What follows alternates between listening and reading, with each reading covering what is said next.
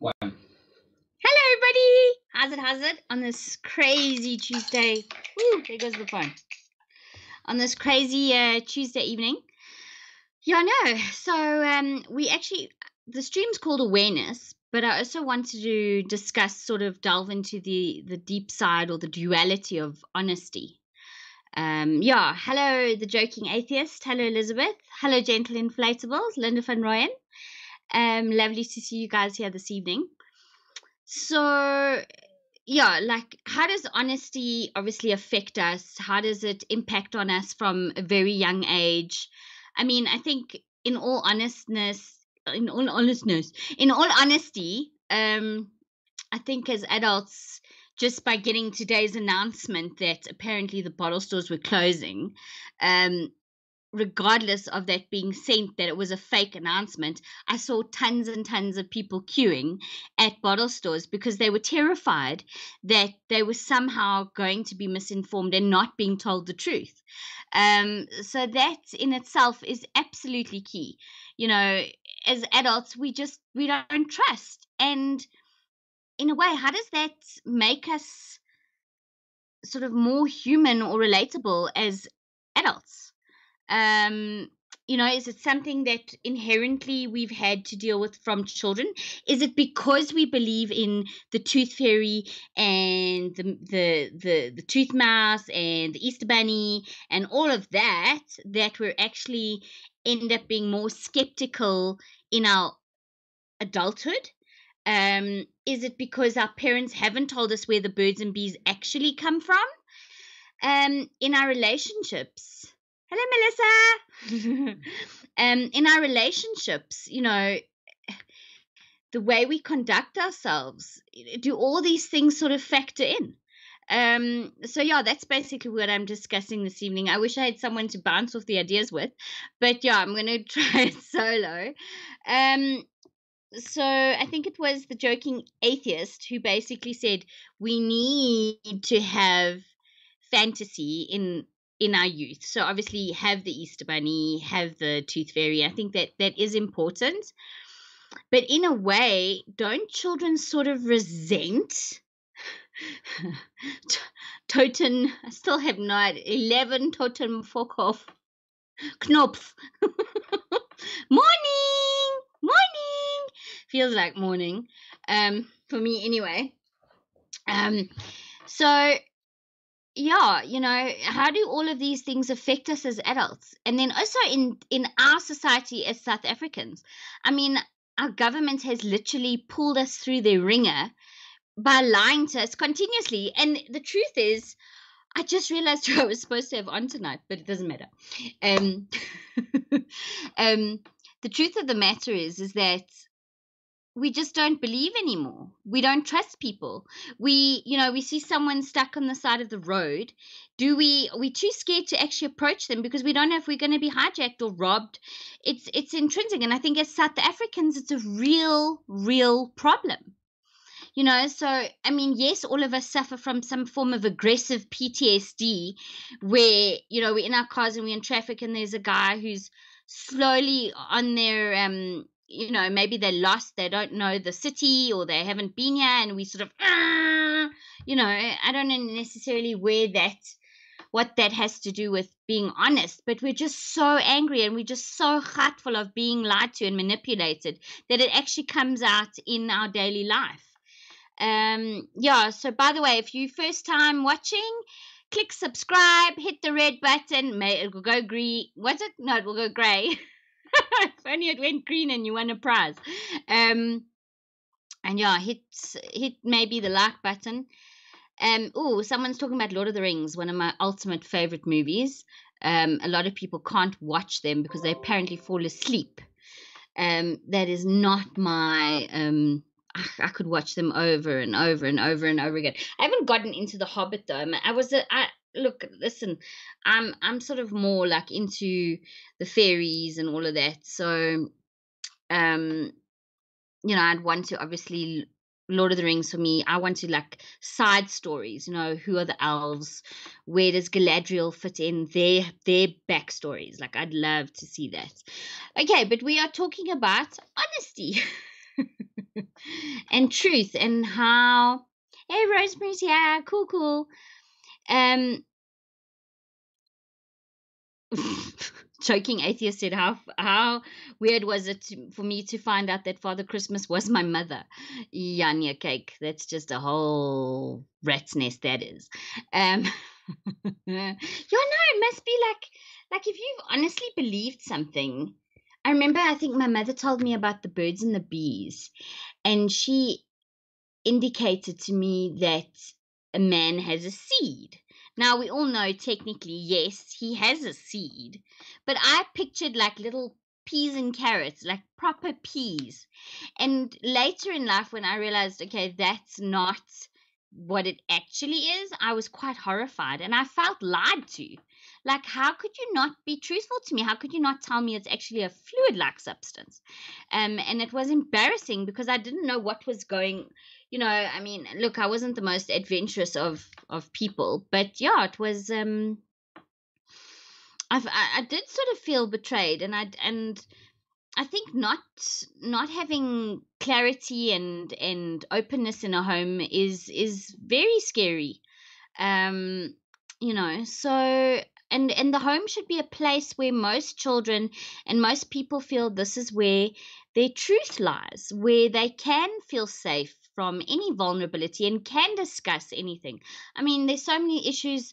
Obviously, I mean, you talk about people coming out of the closet, they've told their parents have disowned them. I mean, it's bizarre. It's just so sad that our main port of call, that should be our safety net and where we can be the most vulnerable and the most honest, is often the place where we are so scared to let down our guard. Yeah, so Linda van Rooyen says, my daughter loved Father Christmas, the Tooth Fairy, etc., and realized over time they didn't exist. She was happy to play along for a while. Okay, wonderful. Um, yeah, everyone's laughing. What I say? What? um, but yeah, these things are. I don't know. I just feel honesty is so important. Um, you have to be truthful with your kids, number one. With any question they come to you, just because you're uncomfortable with the question that they ask doesn't mean they shouldn't be informed. Um, and who deals with these things in the household? Are we grown up enough to discuss sexuality with our kids? I know it's been breached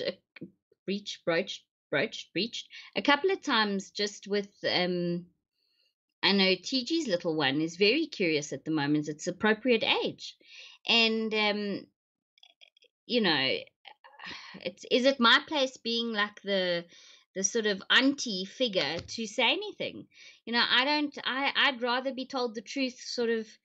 Where do babies come from? Vaginas. Where do babies come from? Vaginas. That whole, like, it's important. They don't get dropped off by storks, or Father Christmas doesn't deliver them in a flippin' bag overnight.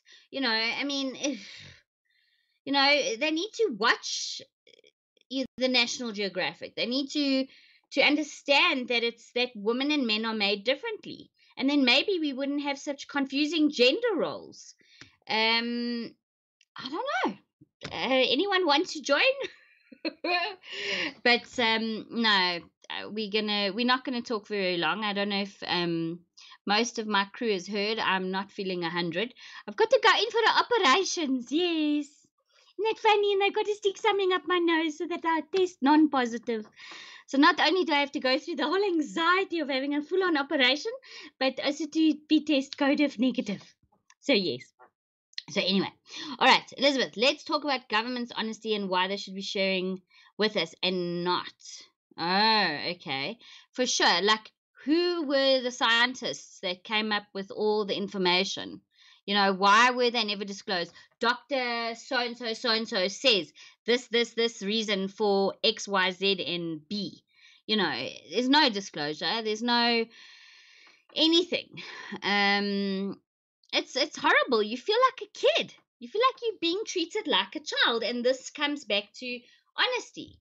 You cannot continue to lie to people, because people are clever. True's God, people are clever. They're not as stupid. I think the biggest mistake another person can make, that thinks that that other person will never find out the truth about something, or just will, be oblivious to something, because the truth always comes out. Always. Well, that's something I believe. So yeah. Story must, so Leslie said, yes, it's important we share with kids, but age appropriate story must change according to their age. Yeah, so for sure. But it's I mean, obviously you don't tell them off the bat, exactly the whole process, but you sort of say, well, daddy is a daddy for daddy being a daddy, and mommy's a mommy, and we both made differently, and when you're a little bit older we'll talk about it, and things like that. Wat nou, meneer Roos? Wat is het? Wat het jy so geskrik? Huh?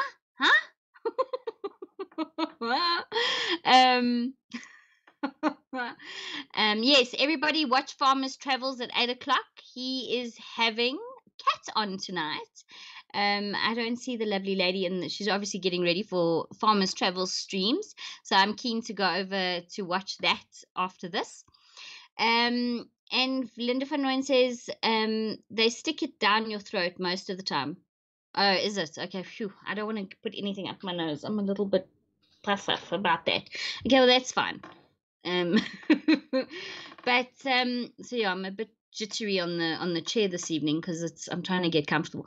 Basically, what's happened is I've had an old injury that I hurt again in December, and obviously running around in December, it got sore on my foot, and it's caused something called a ganglion cyst, but it's a complex ganglion cyst, so they don't know where it's coming from, and it's just on the top of the ridge of the foot, just below the ankle.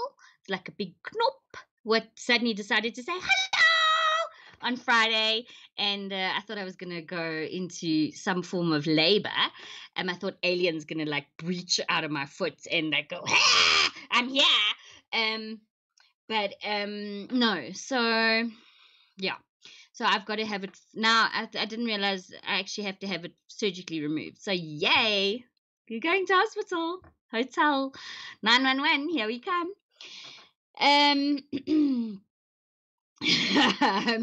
Herman Roos says that is my only word these days, can explain plenty with 3 letters. Fork. And then 11, Totenkopf. Knopf. I swear you need to get a better name, dude. No, I'm teasing. It's just like so like hard to say that. Yeah, it is. It's very uncomfortable, and the more you stand on it and the more you use it, it's like starts clopping. It's like poof, poof, poof. So yeah, and it does hurt like a female dog. Hello, cat. Yeah, knop must go. Yes, the knop must go. Apparently, there's a 30% chance that it can reoccur. But I think if I look after my feet and I stop bashing them into things, isn't it the weirdest thing though? Like your appendages, your toes, and like the cuts on your toes and your feet, are just the worst. Like I don't know, during lockdown, like I got burnt, cut, gnaffed. Like I really went through the wars with whatchamacallit, with lockdown. Like obviously I was cooking up a storm, and as you're cooking you burn yourself, you cut yourself, but it's always the worst, and it always happens like on one of the bends, like it cuts straight through the bend, so then it takes longer to heal. Oh, it's horrible. Hi Shelley Creed, not a problem, glad you're here. So yeah, so we're talking about obviously honesty and relationships. So where do you, okay, let's say you've been lied to. You've caught your partner deceiving you about something, whether it's gambling, smoking, drinking, seeing another woman, seeing another man, having a friend that you didn't agree of. There's so much to basically deal with. Oh, Eleutheria's here. Hey, Ruth, I hope the op sorts it out one time. I know that's the best. I know it's been bugging you for a while. Thank you, Beth. Appreciate that. Everybody, if you're not already subscribed to Eleutheria, please go and check Eleutheria out. She's awesome.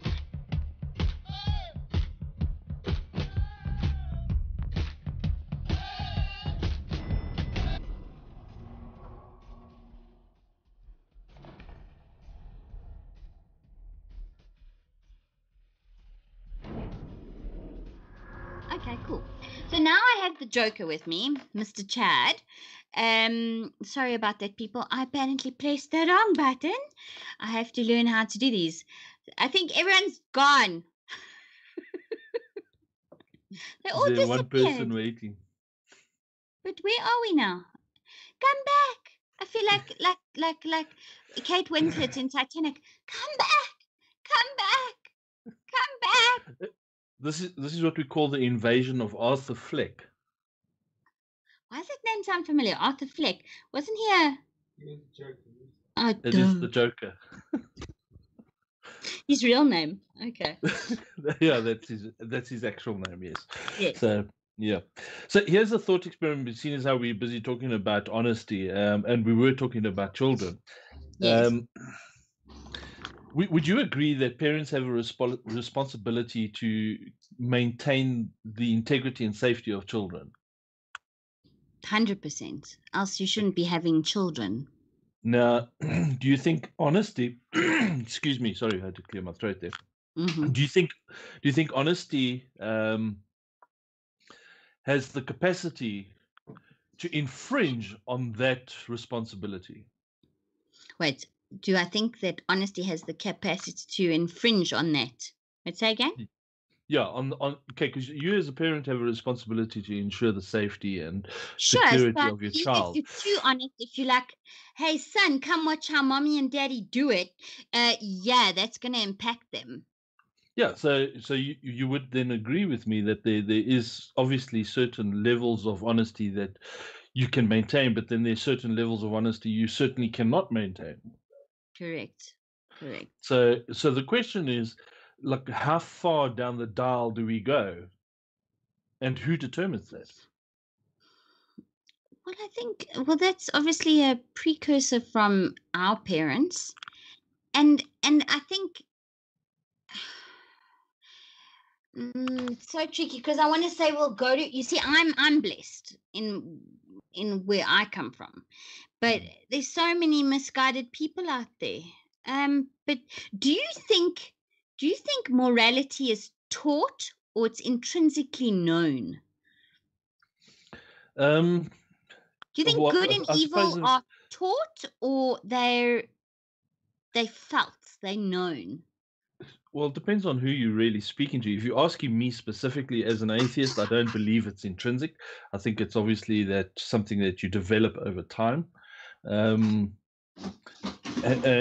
you sort of also enter into sort of a social contract with your environment, with the people that surround you, and the society that you're living in, which also helps form that your levels of morality. Like, for an example, in Germany, when they started murdering the Jews, there was obviously certain Germans who felt that that was the right thing to do.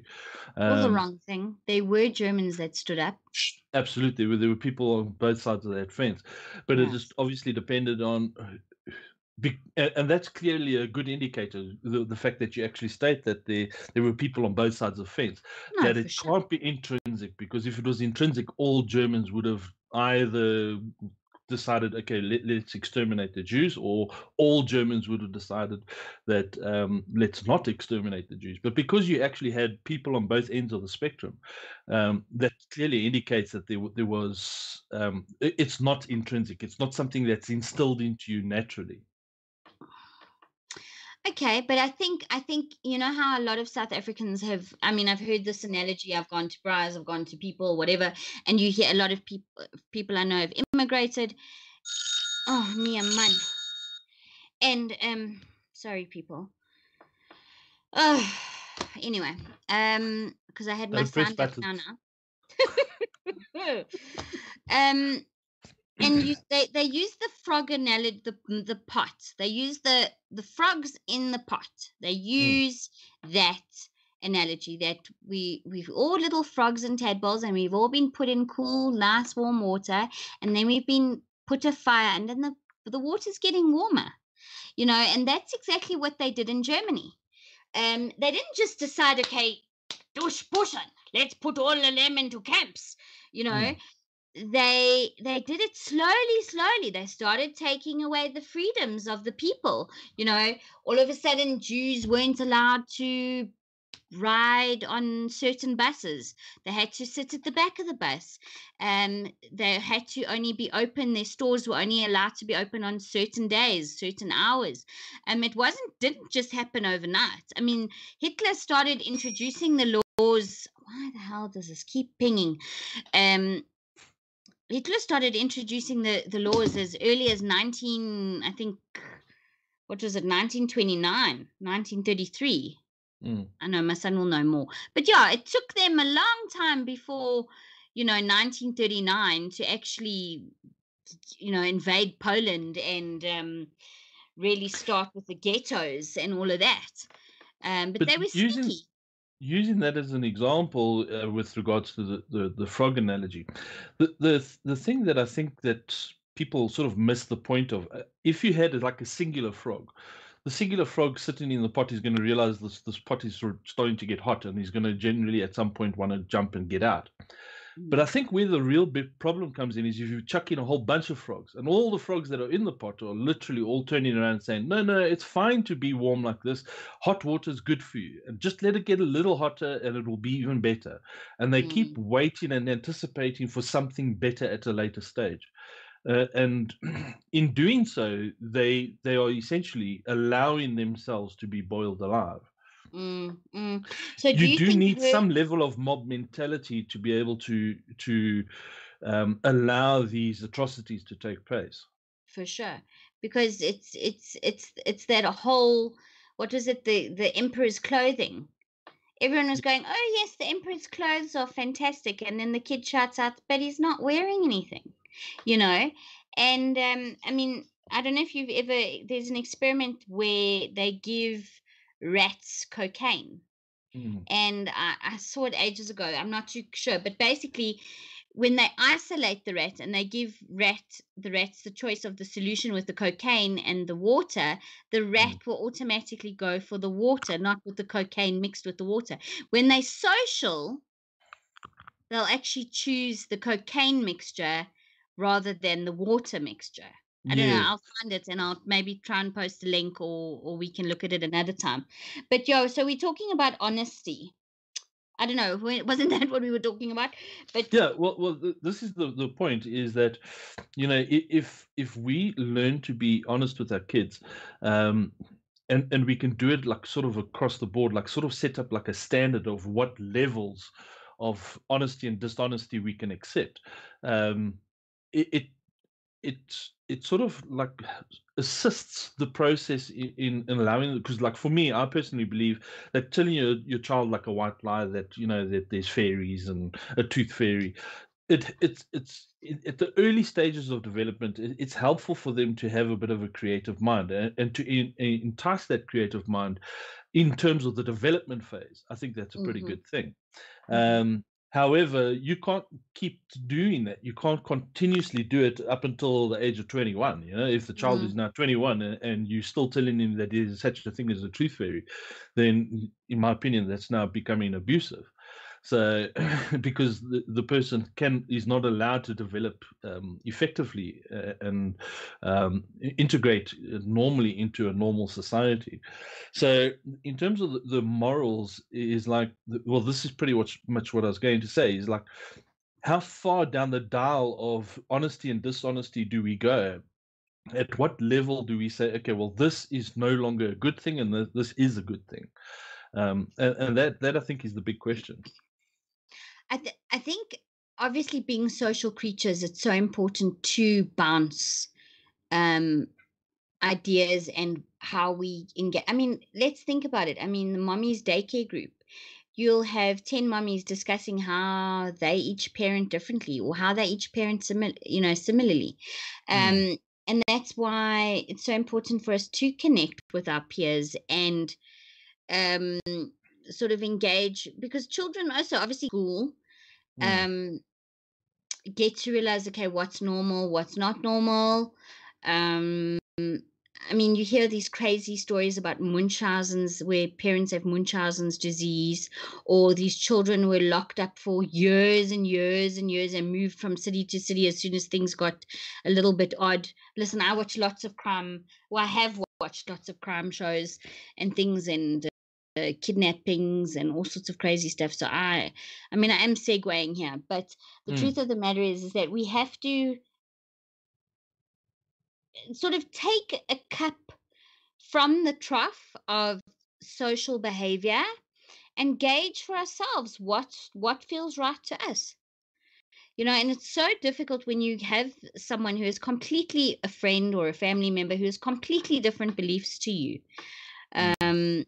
Like they won't allow their children to have a phone before the age of 12, where some people literally give their kids a phone when they're out the womb. Yeah. So but they must realize that by doing those things, at the end of the day, what are you inculcating in that child? I've said this before. What you see is very hard to forget, and what that child sees, it's going to impact that child for the rest of their lives. And yeah. Sure. I mean, I don't think the average person wants to expose their kids to like sort of blood and gore and beheadings and things like that. I think that's too far to go with regards to, especially during the development phases of the child.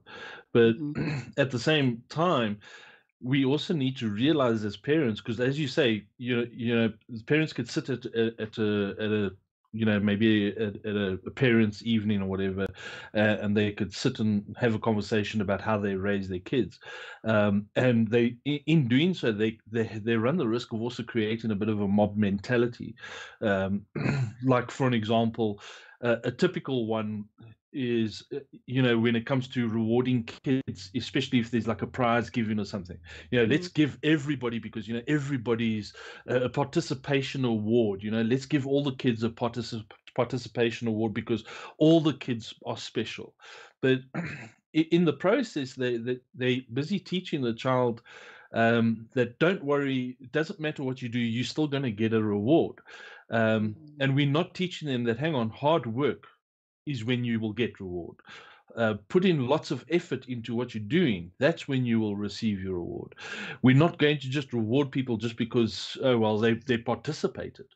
Okay, so I've got a question for you. So I had an issue with my kid's school. Okay, it's a very small school, Mm. where there are, let's say, for example, 6 kids in the oldest class. Not all those kids were made, let's call them leaders. It sounds a bit strange. I Mm. didn't necessarily want my son to be a leader, but I thought it was imperative that he get some form of responsibility stowed on him, because I think giving children a responsibility, whether it's keeping a goldfish alive or a palm tree, or what were those little palm trees? I remember they were very popular when I was growing up, and they always used to come in like the frog pot Mm. at nurseries. It's important to teach children responsibility. For sure. And Absolutely. But in the process, that you also have to realize that, um, like a lot of parents will turn around and say, "Oh, let's give the child a puppy. The child's been asking for a puppy. Let's give them a puppy because then we're going to teach the child how to look after the puppy." mm-mm, mm-mm. But the problem is they do that, and then the child gets the puppy, and for maybe the first 2 or 3 days looks after the puppy. But after a little while, the parents take over the responsibility, and that is where I think the problem lies. If you're going to teach a lesson about responsibility, there has to be follow through on it. So, Mm, for an mm, example, if you mm. give them a goldfish, this is how you clean the goldfish bowl. This is how you feed the fish, and if the fish dies, the fish dies. The Yeah. parents should not intervene because it's to teach the child that there is a responsibility that has consequences to the responsibility that they're carrying. So if they neglect any form of the responsibility, there will be a consequence. Correct. And they, because that prepares the child, in my mind, it prepares the child for what the real world is about. But if we Correct. keep intervening as parents and we keep preventing them from experiencing what the real world is like, by the time they get to the real world, they sort of ill prepared to be able to deal with it, to deal with competition within the workspace, to deal with competition within social spaces, Mm, um, mm, mm, competition mm, within financial spheres. mm. If we are not preparing the kids correctly because of the reason that we want to shelter the children out of pure love, and the intent is good, but the outcome is bad. No Um, sure. No sure. we want to shelter our children from these sort of things, and I think that we at the same time we shouldn't be sheltering them too much, Mm, um, mm. and but at the same time it's also level dependent, if you want to call it that, because I mean, I'm not going to take a 1-year-old and teach them how to bury their dog. That's Mm. that's not the sort of Yes. intent that I Well, would go. maybe from you, Mr. Joker. Perhaps, yes. But yeah, so I think that's my point. But you also, as a parent, you need to assess your child and you need to say, all right, there is a time where I've got to start exposing them to what the real world is about. And that's Mm, where the honesty comes in. Does mm, honesty pay off? And I honestly feel that if you do it with your timing right and with the correct intent and you follow through with it, it can only but pay off. I think I spoke to you about a situation where um, my father took me when I was 16 years old, and he sat me down. And some people might think of this as abusive, but I think it was actually beneficial for me. When I was 16, he sat me down and he said, "Right, we're going to sit now tonight. We're going to drink, and we're going to drink and find where your limits are." And we drank. I drank like a fish that night, and for everything he had, for everyone he had, I had to have one with him. And I tell you, I got snot drunk that night. Um, but the benefit was, by the time I was 18, because I had that level of openness with my mm, father. By the time I hit 18 and I got my driver's license, I knew where my drinking limits were, and in the process, I knew, okay, this is how much I can drink, and at this point, I can no longer drive a vehicle. So there mm, would be a stage where I'd have like 2 or 3 drinks. I start feeling tipsy and I start getting to that point where I'm not 100% confident. I was comfortable to phone my father and say to him, "Listen, I'm drunk. I'm not prepared to drive. Will you organize something to somebody to come pick me up?" And he was always comfortable to, literally, he picked up his mate of his, and they used to come out, and one jumps in my car and he jumps in the other car and they drive me home. He was mm. comfortable with that because at least he knew I was safe. Yes, and And you I were think being that, honest and you weren't lying to him. And yeah, yeah, so we yeah, had that openness in the brilliant. relationship, and it was all because he allowed some level of honesty between himself and his child. And I think that's the kind of thinking that people need to have when it comes to raising their kids, and in terms of honesty and whether it can pay off or not. They've got to look at the long-term effects of what the honesty will achieve. No, brilliant. I've said to I mean, my dad was the same. He said, "You want to smoke? There's smokes. You want to drink? Drink, but you do it in front of me. You don't lie to me. You don't, do all these things that deceive me. Mm, Do it in a safe place." And I've always said to Nate, when he gets older, look, he's still so young. I mean, he's old, but he's at that funny age where he's just sort of opening up to be an adult. I already consider him an adult. He's not a child anymore, but his mind is still needs to be molded. mm, And when he's ready, I mean, occasionally I leave him a sip of my flying fish or something, and say, have a taste. But yeah, mm. we will. I'll say to him, right, now you want to play with the big boys. Let's see what comes out of that. Yeah, But rather do it in the safety of this home than. exactly. And I've already bought him condoms.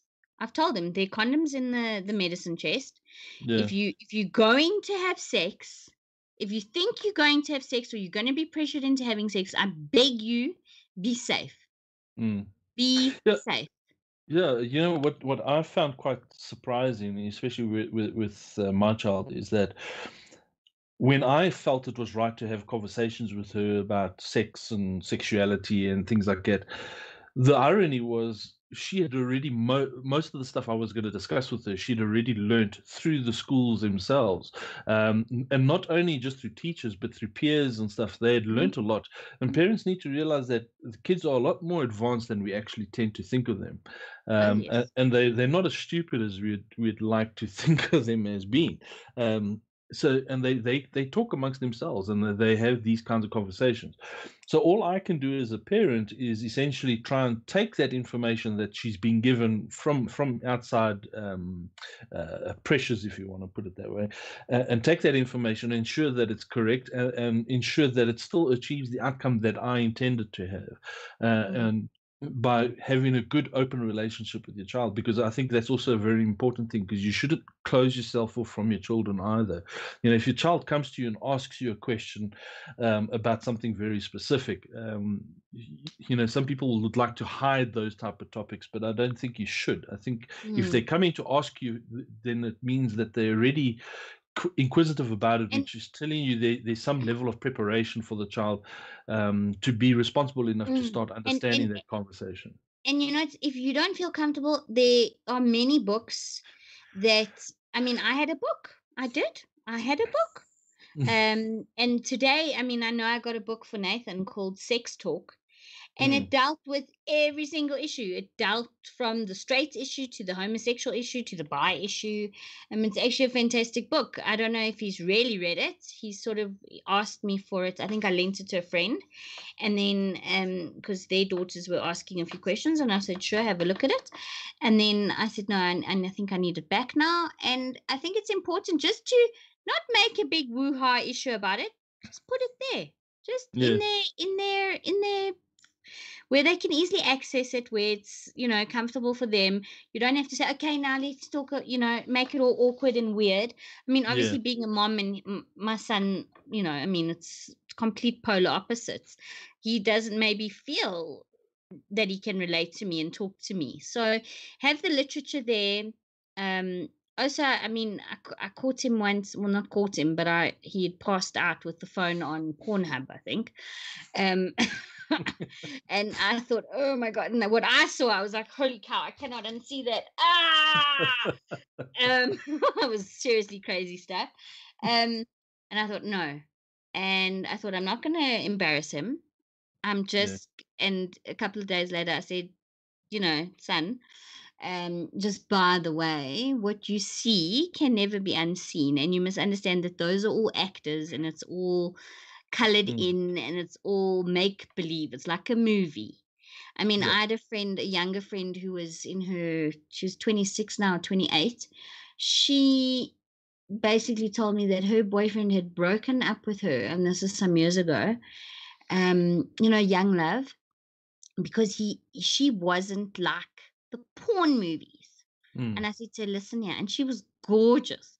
I mean, hot, if I was an oak, in fact, if I had that kind of inclination, I would have dated her. You know what I mean? She yeah, really yeah, was. She was something really special. And I said, for God's sake, bye. Don't let the door hit you on the way out. Don't even give it another chance, girl. You have got so much going for you. You're amazing. Don't mm, worry about it. So, Yanya yeah. cake. Mm-mm. Yeah, like I'll give you an example of like my grandfather. He was a pastor of the church, and he's very religious, a very strict religious, a very orthodox sort of religion. Mm. And when like his kids, because I obviously when I spoke to my dad about it and asked him questions about it, he spoke to me about what his father told him. So my grandfather was the type of person that if you went to him as his child and said to him, listen, something strange has happened to me. I've suddenly had a penile erection, and he's now starting to reach puberty, and he's now starting to masturbate. Those were conversations that was evil. It was something that you didn't do in the household. And he would never have that kind of conversation with his kids. And I think that's wrong. You can't take a child and make them hate themselves or think that what they're doing to themselves, which is a natural process of their development, and make them think that it's an evil thing. I think it's a good thing to have a conversation with them to say to them, okay, well, this is a natural process of your body. It's preparing for getting ready to have children. This is how the body works, and then explain exactly the process to the child, and then at the same time make them feel that it's comfortable enough for them to understand that it's not something that they should be ashamed of. But on the same note, I would also say to him, but listen, like if it was my son, I'd say to him, listen, masturbation, it's fine. Just remember, clean up after yourself and do it when you have your private moments. That's the important part. And so that when he does it, he doesn't feel like he's doing something evil. And because to me, it just creates even further confusion with the child. So and talking of, like, I see in the comments there, Totenkampf, he says that he if he had a daughter, he or she would to give them only one career choice for the child if it was a daughter, and it would be a nun. Now I understand maybe that's a bit of a joke, but on the same note, we need to realize that there's actually parents that are like that, who would go all out to do that, and all you're going to achieve out of it is somebody who's going to rebel against it. Yeah, that's exactly what I was going to say. And the harder the parent pushes their intent onto the child, the harder is going to rebel back. Zeish, therefore, no, what am I? Rebellious Ruth. So it's all about a good balancing act, in my opinion. And I think there's definitely levels of honesty that pays off, but at the same time, some dishonesty can be also assisting. Like I said, in the early stages of development, you can take the child and allow them to believe in the Easter bunnies and tooth fairies and things like that, because it's helping the process of the development phase of their creative mind, which I don't think is a bad thing, because at the end of the day, we do need creators, people with creative minds that help progress technology, science, mathematics, all of that. So and it's all part of having a bit of a creative mind and wanting to wander into the future, and wander into questions of the unknown, to be able to investigate it, and that comes from early childhood sort of curiosity. Yes, no, 100%. And to promote that, I think, is a good thing. No, sure, 100%. But I think we must definitely talk about this. I could talk about this subject for hours, but I do want to go and see Farmer's Travels. Yes, we're going to jump onto Herman. Yeah, to Herman, yeah. Okay, and, you can jump on Herman. I'll go to his channel. Okay, cool. I think he's a bit big for me to jump on. I get the feeling the man's like 7 foot by like 3 foot wide, like what a bit naughty. But I fell right into that one, as I normally do, but it's okay. It's just you. I get it. But thank you. Thanks for having me on, and I apologize for ruining your live stream. No, you didn't ruin anything. Don't worry, there's such a thing as edit. And thank you, everybody. Thank you, Elizabeth. Thank you, Gentleman Platos. Thank you, Totenkopf. I'm never gonna get this right. And let's support Herman, Farmer's Travels. Check out his YouTube channel, and cats on. So looking forward. Bye, everybody. Cheers, everyone. Bye.